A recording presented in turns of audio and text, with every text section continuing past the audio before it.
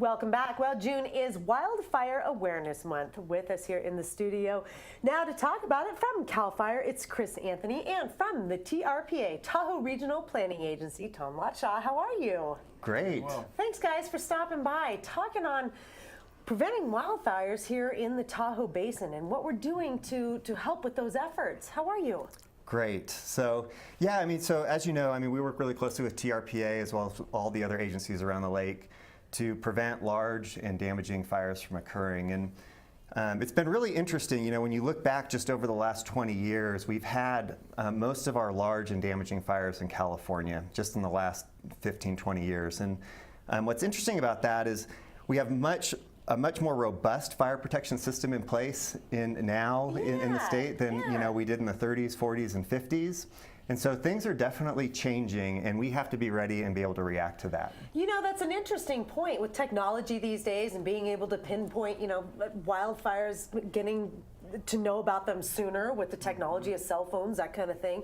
That's an interesting statistic. Yeah, it is, and especially when you think about, we have increasing climatic temperatures. We have overstocked, overdense forests. Yes. We have shorter winters, despite this, mega winter that we had. We're having much shorter winters, less snowpack. So all those things really contribute to a increased fire threat throughout fire season. Really encouraging a very strong collaborative effort between the agencies within the Tahoe Basin. So that does include CALFIRE, TRPA, and the other fire protection districts around the basin. Talk a little bit about what the TRPA, how they're jumping in. Sure. Well, we're a partner of the Tahoe Fire and Fuels team, which is a really unprecedented collaboration all the way around the Tahoe Basin of land management agencies like the Forest Service, the California Tahoe Conservancy, the local fire districts, CALFIRE, TRPA, all really working to, reduce hazardous fuels in the forests around the lake.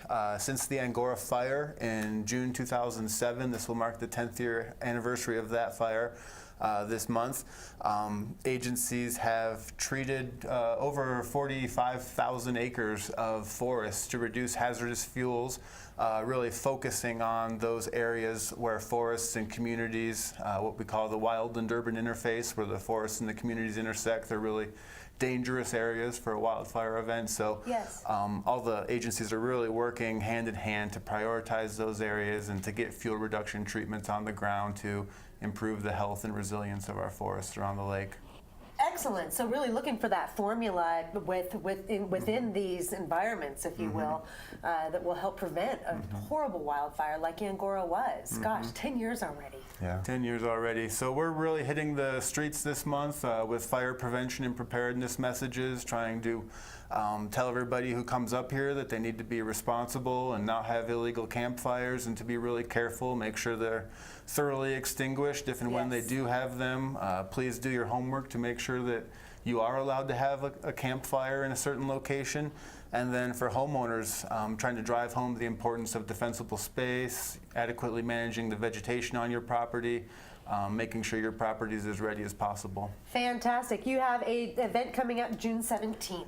We have a number of events coming up this month. So on June 17th, Saturday, the City of South Lake Tahoe Fire Department is going to be hosting its annual Wildfire Safety Expo down at the Y. Okay, what's next? We're short on time. So please come check that out. Then on June 25th, there's going to be a community gathering at Tahoe Paradise Park in Myers. Okay. So check that out as well, please. Thank you very much. Thank you. More Tahoe Tonight coming right up.